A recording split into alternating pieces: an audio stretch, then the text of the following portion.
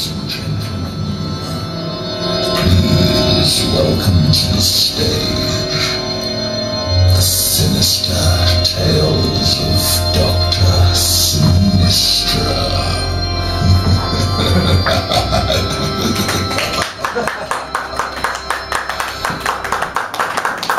Yay! And welcome to our very intimate show. Where the unexpected can happen. And often does. I'm waiting for it as well. Yes. Oh, cool. And welcome, yes, to the last for this part of the Brighton Fringe, Sinister Tales of Dr. Synistra. And tonight we are going to give you horror. I love the sound effects in the background. Thank you. Come on in. Oh, come on in, come and sit. Sit at the front here. There is your seat. Oh, there is your seat. We're just doing the Hello, welcome. Oh, fantastic. I love you. Here is your seat at the front, right here. Sit. Here's your seat at the front. There we go. Let's all. Come on. There we go. Don't worry, this is improv, and the first rule about improv is it's not stand up. Yeah, we're not going to pick on you. Sit down. But there is some audience participation that we need, because we will need some suggestions for us to be able to base our horror tales upon. So we'll get you warmed up, shouting a few things out. Just a bit of a warm-up. So to start off with, a nice easy one, you all know the answer to this question. What is your own name? So on the count of 3, if you can just shout out your own name. 1, 2, 3. Yes. Oh, nice to meet you. Now, let's go back to the horror a bit. Something that you have to think a little bit more about. Yes. On the count of 3, I'd like you all to shout out your favourite method of death in a horror movie. 1, 2, 3. Execution! Oh, I heard a lot of stuff there. Very I couldn't boring. actually hear anything, but... Yes, no. Now, because this is also a friendly show, yes, albeit a horrific friendly show, we like to make everyone feel welcome. So we're just going to give you a few moments to meet somebody new in the audience that you haven't come with. Yep. Introduce yourself, learn their name. So I'll just give you a few minutes to do that, okay? Charles.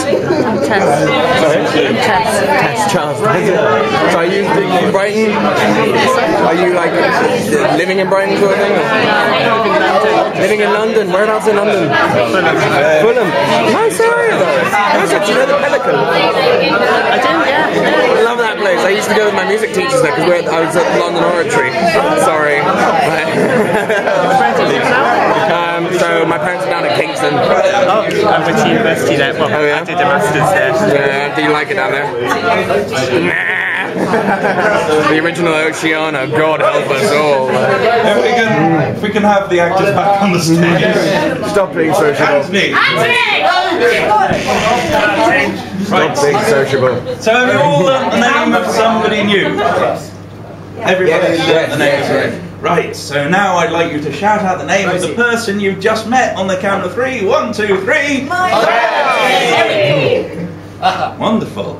So we're all good friends now. Yes. Now I would like you all to shout out, "No, Satan, don't take," followed by the name of the person you've just met. 1, 2, 3. No, Satan, don't take. Arrogant. Right.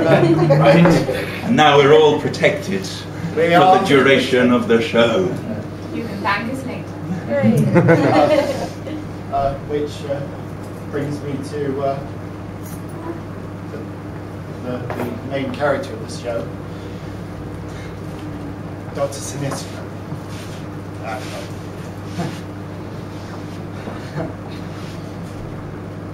Whoever wears the hat tells the tale. Whoever wears the hat is Dr. Synistra.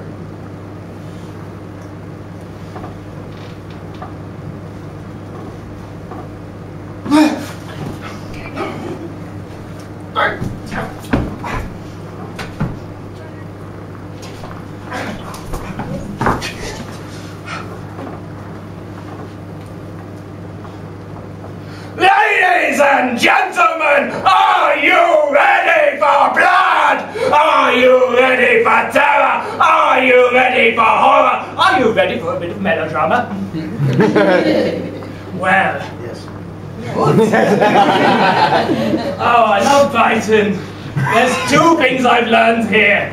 On the streets, people fucking hate UKIP, and I love that. Yeah. And the other thing, you bloody love tarot. It's everywhere. For our first story, we're going to need a suggestion. This is why we warmed you all up. It will be a non-geographical location. That doesn't roll off the tongue, and it hurts every time I have to do it.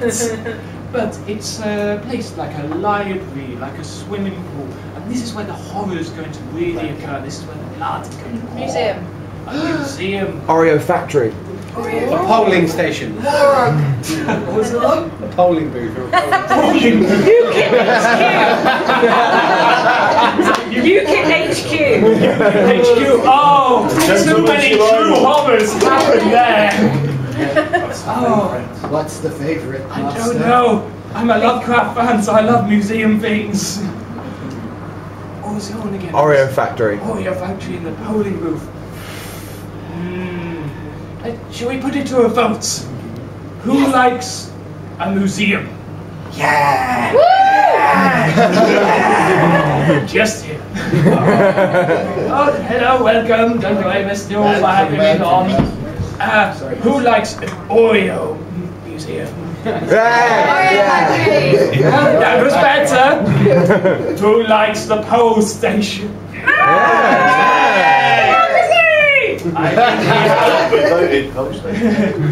We have Pole Station, so prepare yourselves for the horror of bureaucracy. Sorry, I can't say that right. But we won't start there. We'll start at a lovely location. It's a lovely little library. Yes, there's shelves here, but they're a little bit bare, you know, times are tight. 50 Shades of Grey.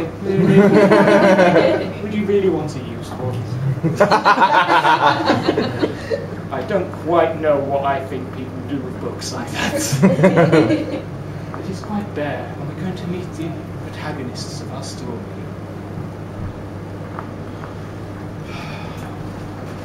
50 Shades of Grey. These cutbacks. 50 fucking Shades of Grey, that's all that we have. This is jumpy literature. I know, Nigel, it's terrible, isn't it?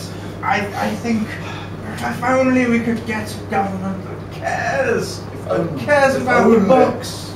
The books. Look at this trolley. I will it out. Look. Nothing. Except, what is this?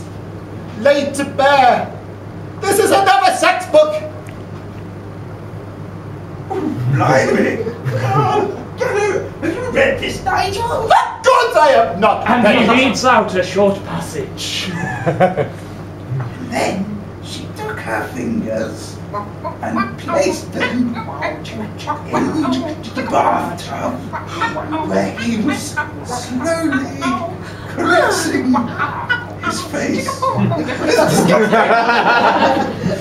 Oh, I will just put it up there. This is just terrible. If only there was somebody, Roger, who would stand up for the common people to fill our shelves up with books, so that the people would return to the library and feel full of knowledge. I know, Nigel. Do you know what the problem is? It's clearly all these foreigners that keep coming in. They're coming in and they're not reading books because they don't speak the language, do they? They don't speak the language! I'm slightly disturbed at your point of view, Roger. You've been reading those UKIP things again, haven't you? Nigel Farage is a great man. You never used to be like that. I remember a time when you had ideals. Ah, yes, those student days when you would make people sign. Flashback to those student days. Would you like to join the Green Party? Yes, of course. I think we've got a hope in hell's chance of getting in. Oh, fantastic! Just Here we go. Look at all our policies. My name's Daisy and I'm ideological but a little bit flaky. Can I join your party?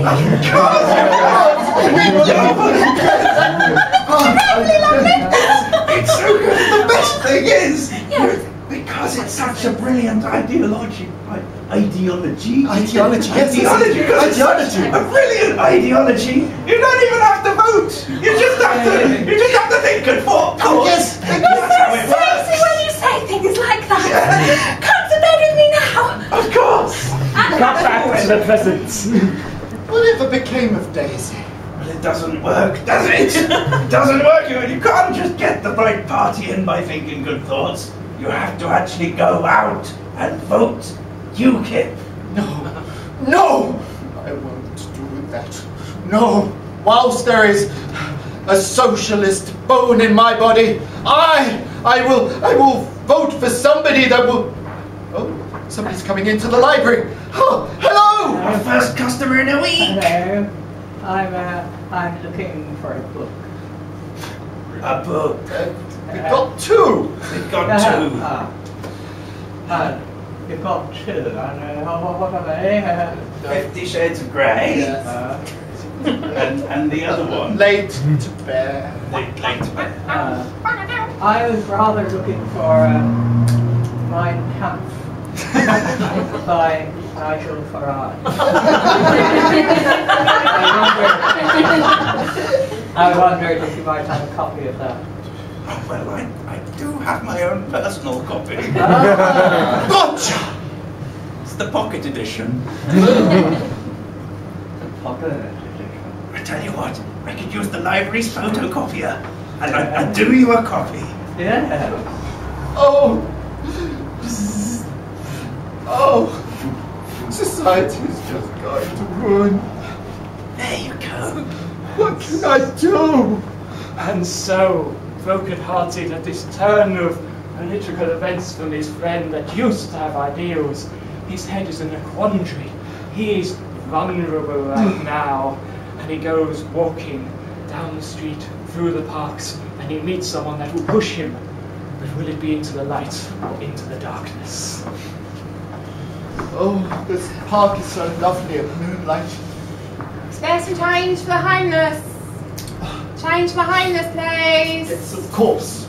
That's the socialist way of doing things, to share things and to have ideologies and do things and While you're talking, some of us are starving. Just hand over the fucking money, alright? I'm sorry, I forget that you are so desperate and... I see I'm weak with hunger. I'm so sorry, I should have helped you up instead of seeing you topple, sir. Some socialist you are. Do you know what? I hope on polling day tomorrow, when you go in and vote for your scummy socialist party who believe that people should have stuff, the same stuff as everyone else. That's a dreadful idea. I would have thought that would be the thing that you want. You would want stuff. No, I want more fucking stuff than you've got. Get your head on right. I've got absolutely nothing. Oh, even now, my world is starting to crack and fall to pieces around me. I had ideals, and I'm a socialist at heart. Look, read what's on this sign. I don't fucking care. I just want more than you have. That's an ideology. Right? Where did you get this ideology from? I got it from a woman named Joan. Joan? Joan.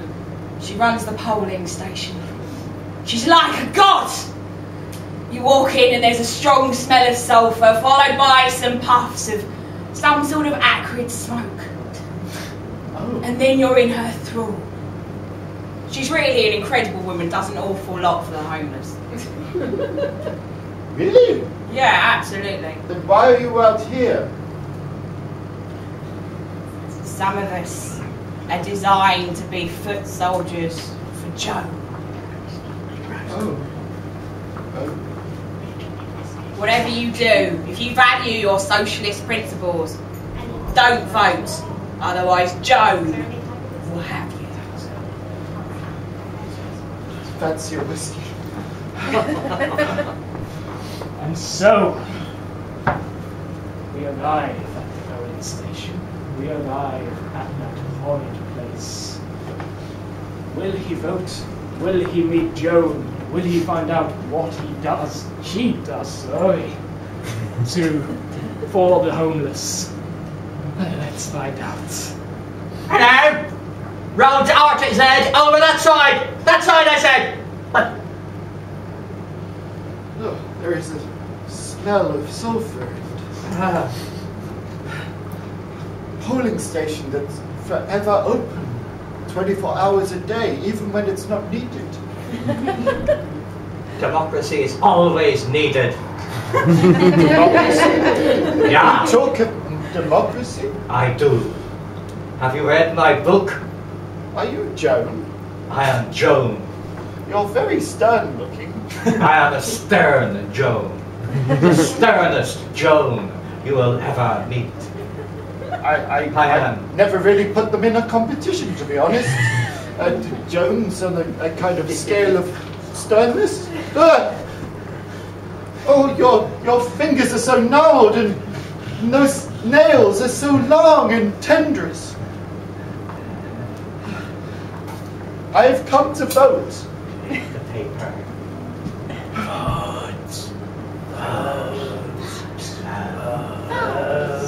I will go into this cubicle here. Vote for Nigel. A pen that's very thick and attached by a string to this. Better if you vote in blood. What the fuck are you doing to me? Cloud of smoke for Nigel. Comes around Nigel. I'm not going to do it! I'm not going to vote for Nigel! Vote for Nigel. No! No! No!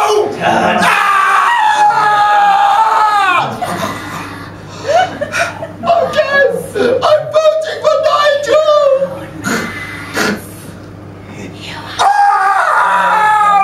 My soul is being sucked out! You are ours now. One of us.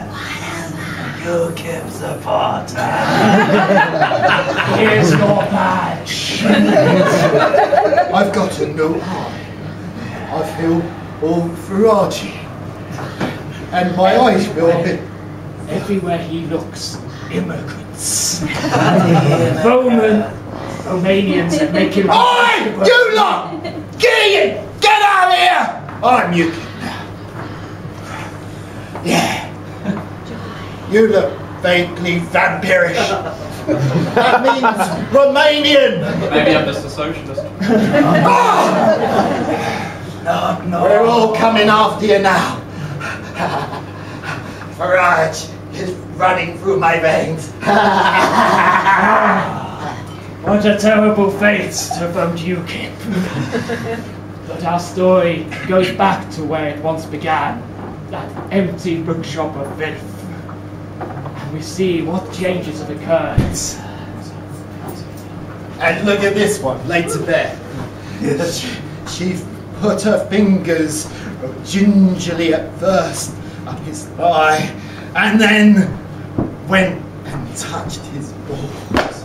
Oh, Good morning. good morning. Hail Farage! Hi. Hi, Farage. Hi. It's Hi. so nice of you to come and see us. I have my certificate here that says I can borrow a book. My ancestors have been living in Britain for 25 generations. Oh, yes, we can verify, yeah. Yes, I am not Jewish or German. I have no Romanian connections. Yes. Right here, it says that you were part of the invasion in 1066. Your ancestors, that is. That means you're Properly French. British, slightly French. As French as somebody with a slightly French name. Yes. Sorry, am I interrupting something? My name's Daisy Verdi, and I'm the new MEP for the Green Party, and I thought I was just come round and see how our local service. Daisy Verdi. Daisy Verdi. I haven't heard that name in 20 years. 20 years. It's you. It is. Yeah. It's me and Roger. Oh, we went to university together.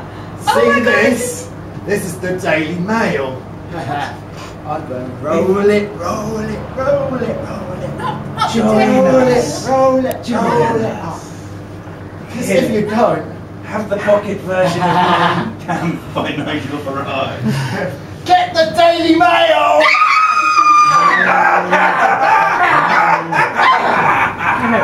What a horrible end! This is what happens when little Englands go too far. I think you agree that's a horrible tale. But that was our first, but there are still 2 more to go. But this vessel is weak. It's not as fit. It's a smoker. I need a new one. Oh. Ivy, that's weird. You're right. Okay. I'm sorry, Anthony.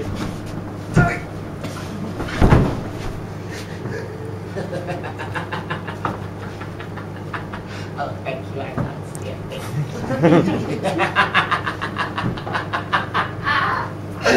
Hello. Gosh, it's like Doctor Who. No vessel, no body, no possibilities. Hello. I love the way that you're smiling. I love the way that you're smiling. And I do love your eyes. I could stare into them like infinity. But back to the show. Yes. We need to make a little bit of money, so for your delectation, we've got an advert. But for this, we need the least horrific objects you could think of, like a toothbrush or flannel. Name your object. Tiny kitten. Cheese grater Feather. and tiny kitten. Sorry, my imagination. Well, audience, which one do you want? A cheese grater? Blue? If you want a cheese grater as your object, please vote now. Yes. Yes. If you want a tiny kittens, vote now! Yes, yes, yes! Tiny kitten it is too. Yeah, it is on a little pedestal. Enjoy. Today on Animal Hospital, we have a very exciting auction involving a very special litter of tiny kittens. Bring them. Here we go. Aren't they cute, ladies and gentlemen? They're sleeping. Aren't they sweet? So this little tiny kittens is currently homeless and looking for some good, kind, generous owners. With my weird accent, it's fine. And basically, we need you to adopt them. I'll just put them down on this table here. No, don't put them down! On that table. Okay. Whatever you do, don't drop them or put them near the floor. Because that's, you know, that's obviously... Roses! Cat is here. Oh my god. It's awake. It's awake. And they're all awake. And it's hungry. They're hungry. And they're doubling in size. The obvious thing that happens with cute tiny kittens, they double in size. These are not your ordinary kittens. No, I know, but These are hell Mains. Oh my god. Hair is spewing So- out its head. What you should do is keep in stock a store of this ham, blessed by the chief rabbi, which is guaranteed to act against tiny kitten monsters. Here we go. It's only £9.99, excuse me.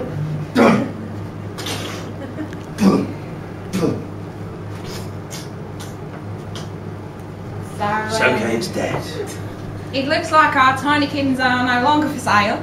If anyone would like Suddenly anything... the entrails of this tiny kitten start to quiver and move like a snake. It's very hypnotic. So, if anyone would like some entrails, they're currently going at £12 a pound. And as you can see, they are capable of removing your rather annoying co-presenter. Oh my god. And if you would like to call into the show, there will be a phone line available if you have been affected by anything. If you have been affected by any of the issues raised by these hell kittens and floating intros, please call 118-666. It's only $9.99. If you would like one, please contact one of the crew here. We'll just gladly give you the cat. But I fear we need a new story. And for this, we need a monster. Something like the creature of the Black Lagoon. Something like Frankenstein's monster. Something like a suggestion from the audience. Jabberwocky.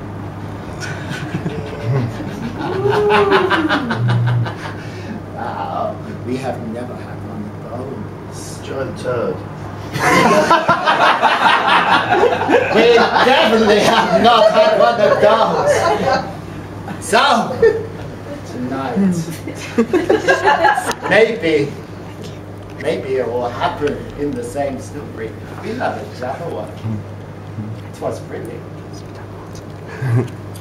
But what we need to tell the story is an expert on the subject of Jabberwockies and giant turds. Expert, please walk forward! I call you! And your name, please. Dodgson. Reverend Francis Dodgson. Currently under investigation by Operation U-Tree, along with Rob Harris. Oh, well, there's a little name that I wouldn't have thought possible. It's so Lewis Carroll, isn't it? So, tell me, Mr. Dodson, what was the nature of your story? The nature of my story is one of infinite gravity, infinite tragedy, and walruses. Was there any giant turds in this? There may have been one or two shit moments. Was there blood? There was so much blood. So much gore. So many eaten oysters. Please, take it away! Tell us the tale. Oh.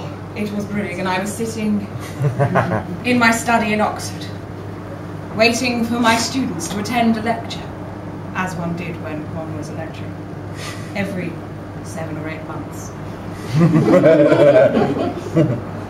At this point, Smythe, the boy who looked after my boots, knocked urgently on my door with a message for me. I've got an urgent message! Oh, Smythe, come in. Hello, Professor Dodson. Yes, Sir? Smythe. Got an urgent message. I will deliver it then, man, for I am thinking. Can you not see the pensive look on my face? I am struggling with a verse. It's your private bathroom, sir. What about my private Toilet is blocked. Why do you trouble me with these newsboys? Just thrust thy hand down the U-bend and dislodge the mighty turd. But I did! And it didn't work! It was horrific! Did you flutter my bedroom? Yes, I'm sorry. I'm sorry. Bedroom is right off. Which prompted him to do this? Oh, I'm sorry! Don't touch me, you know I'm not interested in boys. Smythe, this will now be deducted from your wages for the next 75 years. 75 years? 75 years, and count yourself lucky, because the value of that room is easily at 175. Shit.